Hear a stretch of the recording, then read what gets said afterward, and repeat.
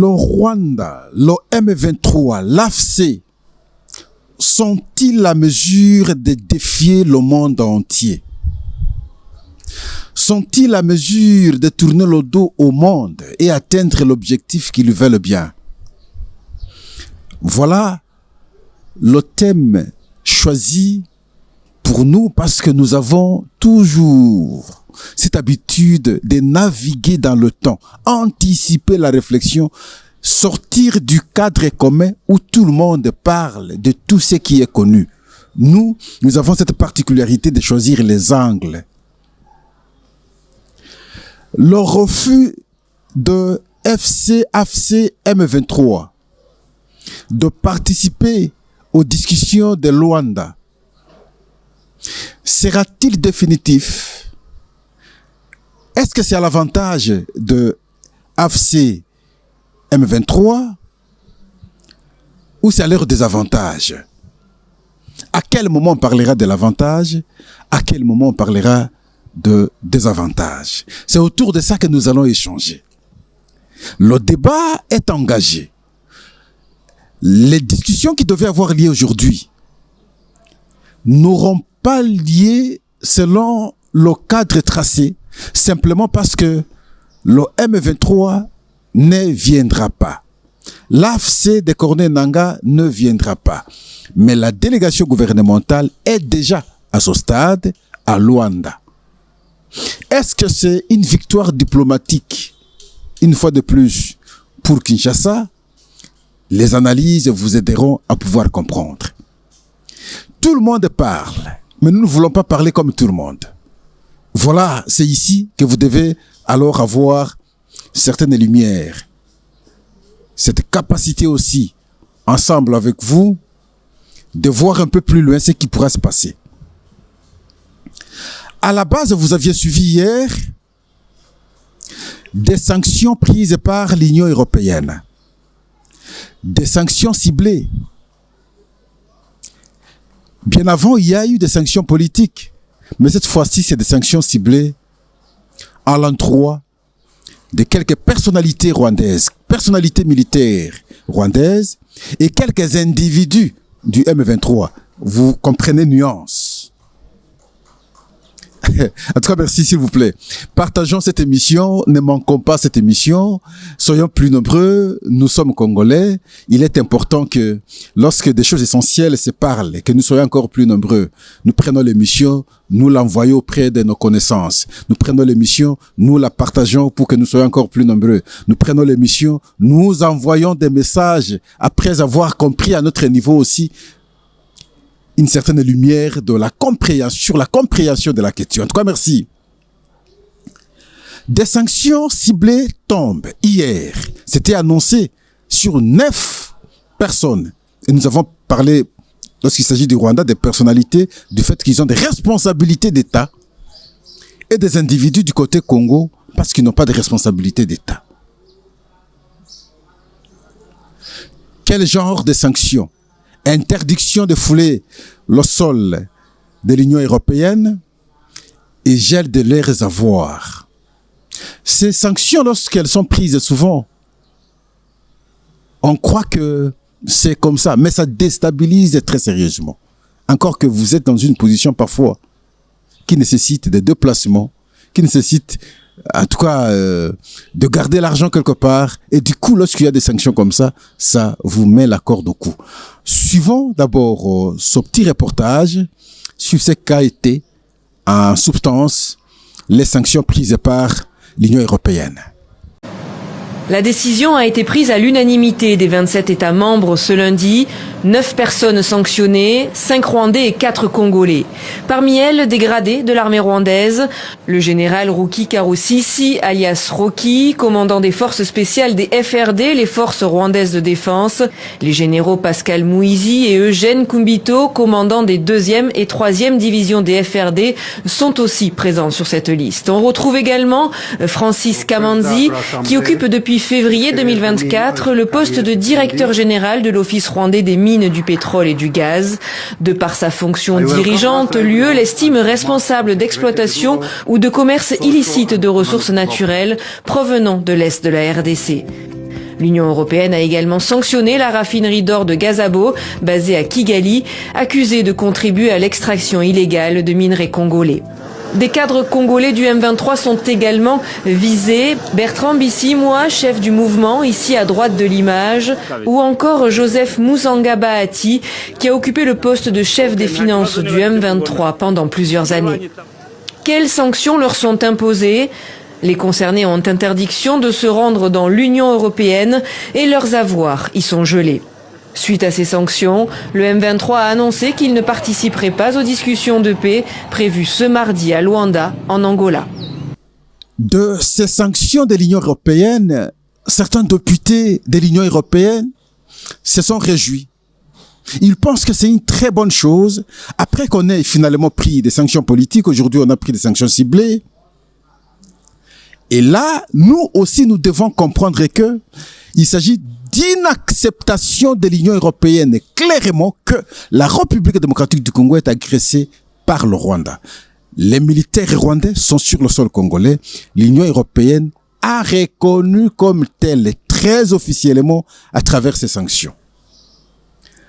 Alors, Thierry Mariani, il s'est réjoui, en se réjouissant, il fait en même temps des propositions. Il dit, oui, c'est bien, on a pris des sanctions, on a ciblé certains individus, mais ce n'est pas fini. Il faut encore aller plus loin encore une fois de plus. Pour lui, qu'est-ce qu'il faut? Il faut exiger le retrait immédiat de l'armée rwandaise du sol congolais, de l'Est de la République démocratique du Congo. Immédiatement, avec injonction. Il faut l'annulation totale de l'accord de l'Union européenne et le Rwanda sur les minerais critiques. Donc, il faut annuler directement. Et il faut des sanctions contre Paul Kagame personnellement. C'est là que beaucoup n'ont pas compris. Ils ont dit, mais alors comment on prend des sanctions? Oui, on a ciblé quelques personnalités rwandaises. Oui, on a ciblé quelques personnes, quelques individus du M23. Mais tous ces gens n'ont supposé des actes que, sur l'initiative de Paul Kagame, c'est lui l'instigateur principal. Pourquoi on n'a pas pris des sanctions directement contre Paul Kagame? Et les gens qui ont réfléchi de cette façon ont eu totalement raison. Suivons d'abord Thierry Mariani, qui nous fait ces révélations tout en saluant en tout cas ces sanctions et en proposant d'autres actes plus contraignants pour que Paul Kagame s'incline très facilement. Suivons-les.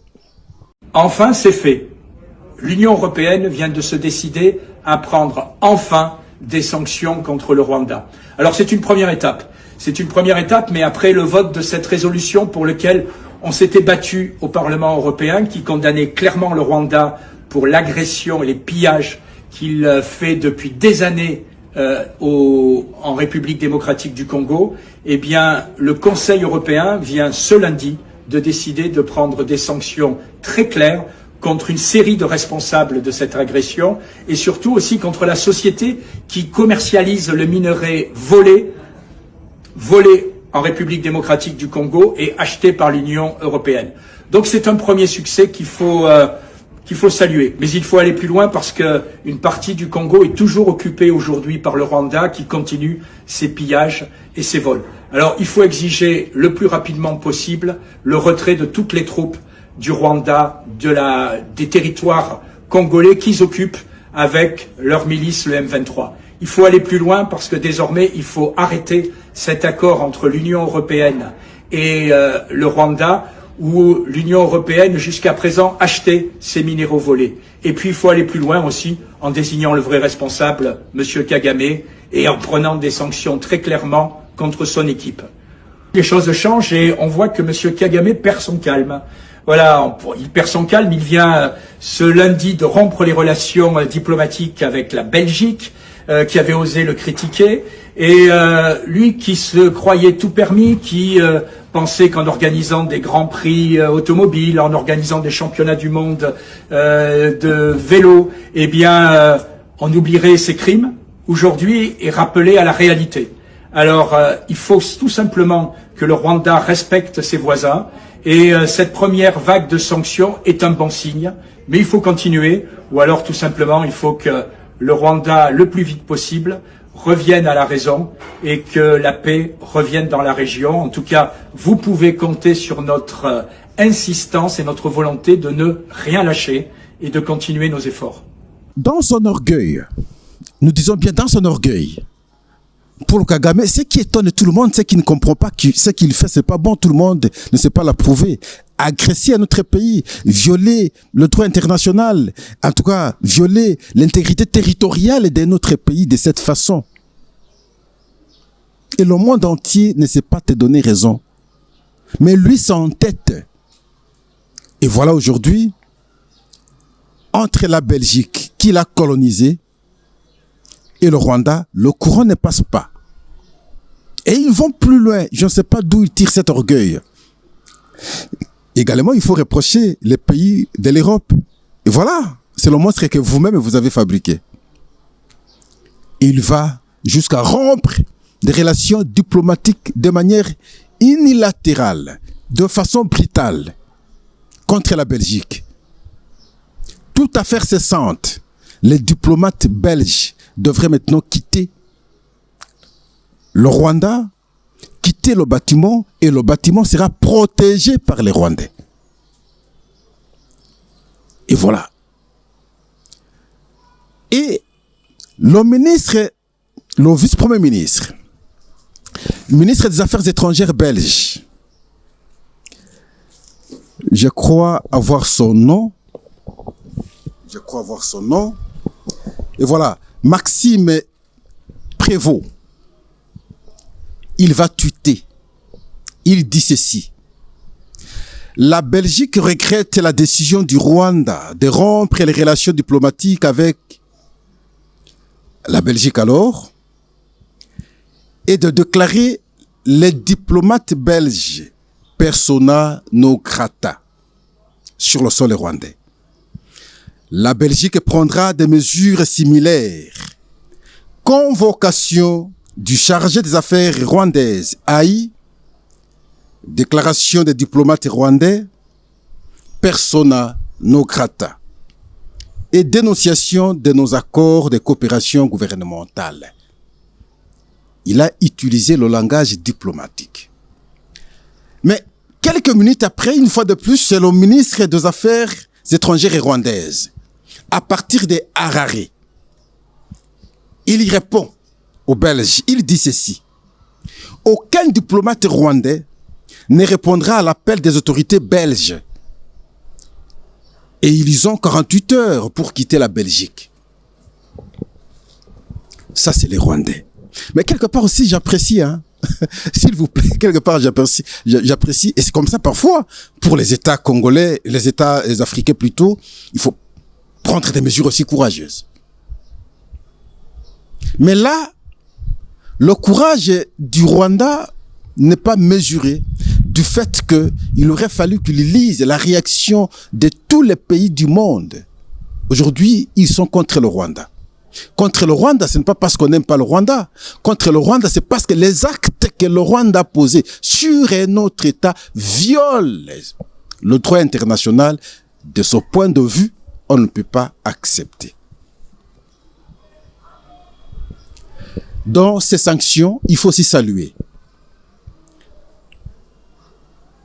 Ils ont dit clairement que le transit de l'or par la seule raffinerie d'or du Rwanda, la raffinerie d'or de Kazabo, alimente le conflit armé, entraînant l'instabilité et l'insécurité à l'est de la République démocratique du Congo. En d'autres termes,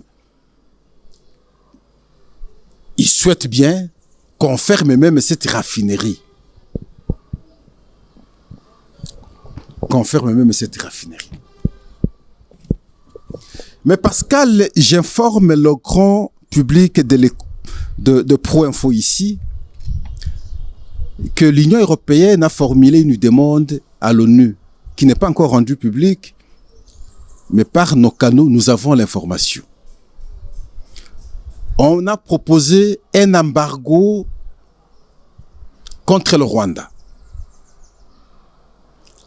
cet embargo peut être militaire, embargo des armes, ainsi de suite, mais au moins, un projet d'embargo contre le Rwanda est en train d'être apprécié à ce stade à l'ONU. Et vous savez bien, le 4 avril prochain, il y aura une réunion plutôt du Conseil de sécurité des Nations Unies sur la question, une fois de plus. Cette fois-là, ils vont envisager aussi des sanctions qui pourront aussi être très contraignantes contre les individus.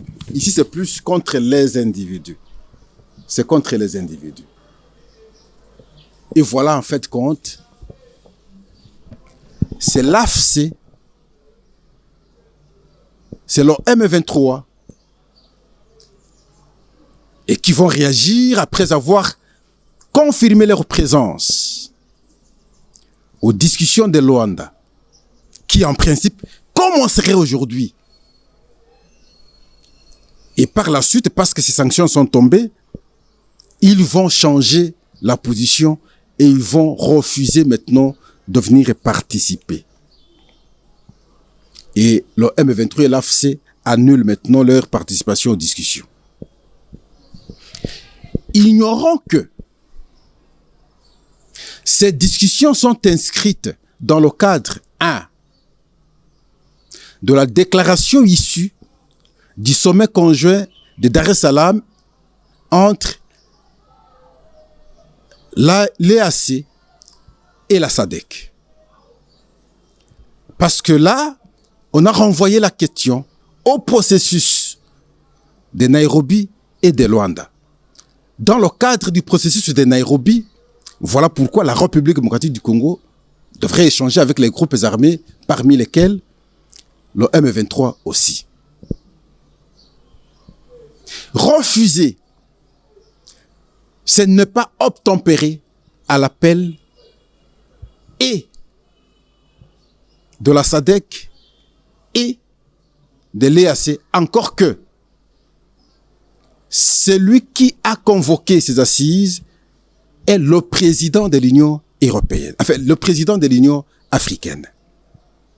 Et aussi de la déclaration, de la résolution plutôt 2773 du Conseil de sécurité des Nations Unies, qui a renvoyé la question aux deux organisations de la sous-région, sinon des sous-régions. Ici, nous avons cité la SADC et l'EAC, à pouvoir poursuivre les processus de Nairobi et de Luanda. Ne pas aller participer, c'est comme nous l'avons dit aussi pour le cadre du mini-sommet de Dar es Salaam, c'est tourner aussi le dos à l'ONU, au Conseil de sécurité des Nations Unies. Défier l'Union européenne, qui, vous savez bien, la majorité de ces partis, de ces pays plutôt, ce sont ces pays plutôt qui font la force même de l'ONU, la force même du Conseil de sécurité. Je ne pense pas que vous aurez raison à l'ONU et vous aurez raison auprès des États-Unis. Et c'est comme ça que nous avons dit, le Rwanda tente maintenant de défier le monde entier, tourner le dos au monde entier et croire atteindre l'objectif.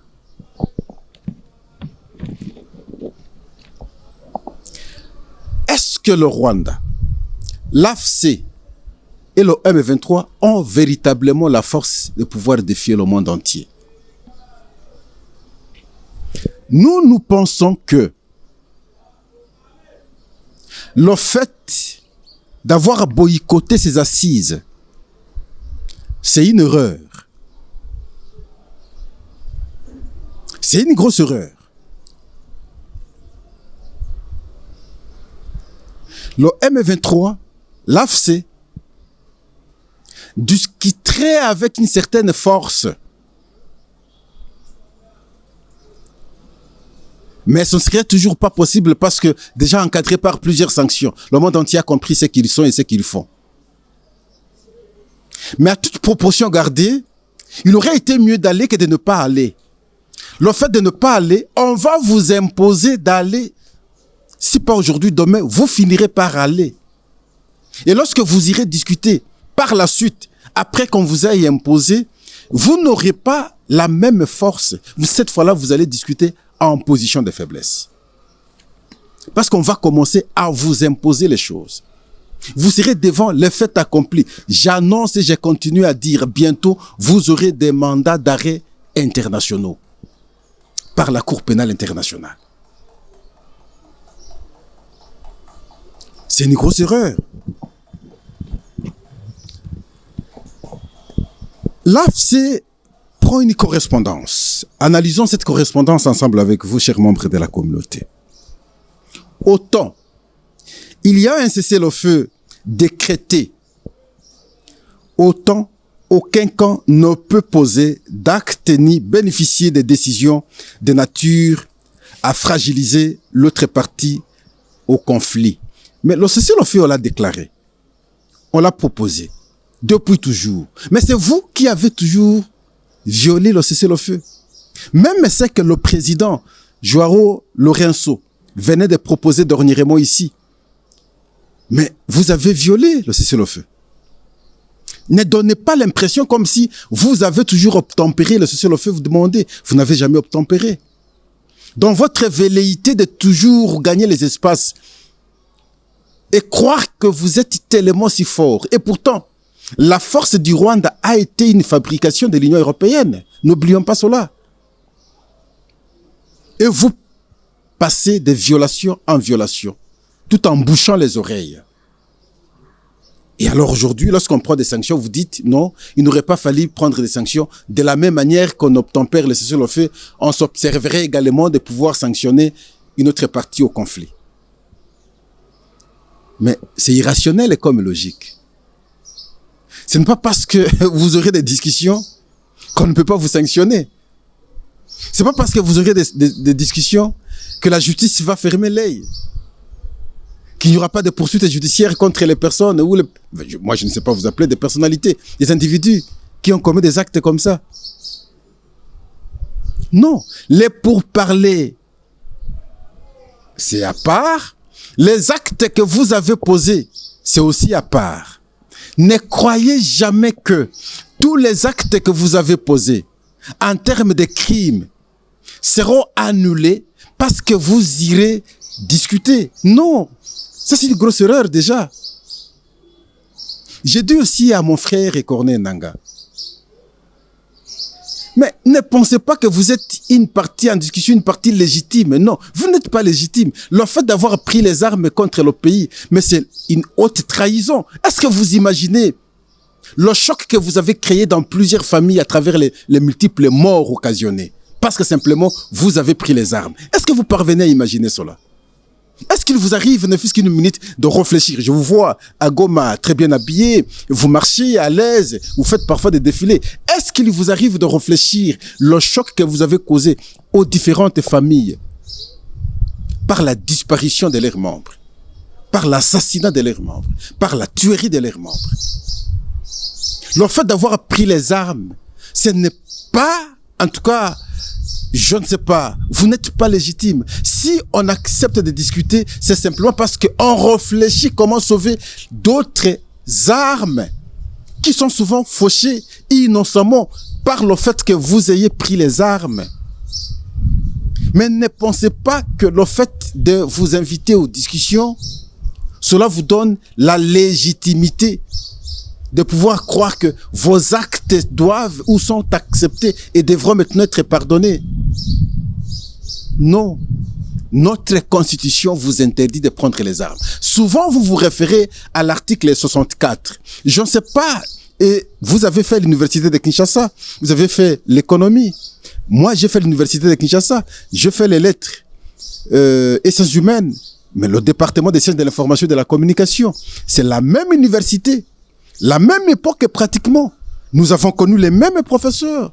Mais nous devons avoir la même façon d'interpréter aussi. Bon, même si nous ne sommes pas identiques. L'article 64 vous interdit de poser de tels actes. Lorsque vous devez faire échec à un pouvoir quelconque, c'est lorsqu'on sort du cadre légitime. du cadre démocratique. Et vous allez également aussi poser des actes démocratiques, pas des actes antidémocratiques tout en prenant les armes. La Constitution ne permet pas à quelqu'un de prendre les armes. Nulle part. Nulle part. Comprenez que vous n'êtes pas ce jour sur la bonne voie. Nous savons, et moi je sais, que ce qui se fait aujourd'hui, c'est l'impression qu'on doit donner parce qu'on ne peut pas afficher l'image d'un homme faible dans le cas d'espèce, dans le cadre actuel. Vous ne pouvez pas afficher cette image. Vous allez toujours faire croire aux gens que vous êtes fort et vous êtes capable de défier quiconque. Ce qui est normal. Ce qui est normal. Mais toujours bon de comprendre que la situation est si complexe. Imaginez comment vous allez vous en sortir. La sortie, si au moins vous aviez la bénédiction, par exemple, de la Belgique, si au moins vous aviez ne fût-ce que la protection de l'Union européenne, ainsi de suite. Mais aujourd'hui, visiblement que ces pays ont compris le mal que vous avez fait contre notre pays. Même si vous, personnellement, vous êtes Congolais, mais regardez le mal que les autres font contre votre pays. Le mal que le Rwanda fait contre votre pays. Le monde entier sait voir ça. Mais vous, vous êtes fils du pays.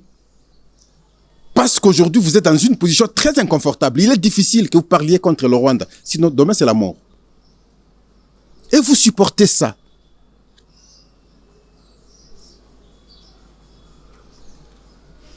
Je sais que vous finirez par accepter aller négocier. Vous finirez par accepter aller discuter. Parce que je vous ai évoqué, à travers mon analyse ici, 2 instances. Qu'on parle de la sous-région, qu'on parle de l'ONU, on vous renvoie, même de l'Union européenne en question, dans ses sanctions politiques, on vous renvoie dans le cadre du processus de Nairobi. Vous devez échanger. Et le fait de refuser, vous donnez raison totalement à Kinshasa. Et Kinshasa a totalement raison aujourd'hui. Gagne, une fois de plus, l'autre guerre diplomatique dans la sous-région. Même l'EAC, qui a tendance de vous encadrer, qui a tendance de vous appuyer, qui a tendance d'appuyer la politique rwandaise. Mais l'EAC est en train d'être maintenant dans une position aussi très inconfortable face à la SADC, face au reste du monde qui vous regarde. Et lorsque vous irez discuter, Pascal vous dit déjà que vous serez très, très faible.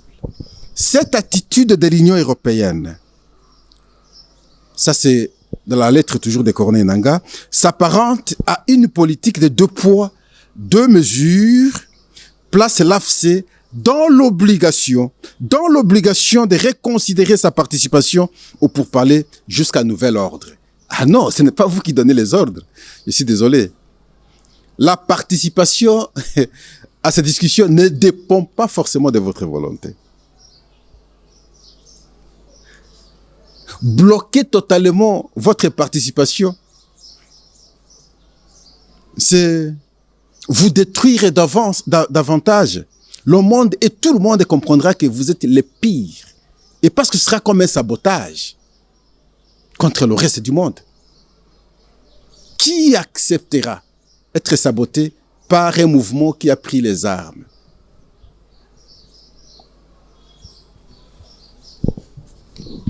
Et Kinshasa continuera toujours à être valablement appuyé par le reste parce que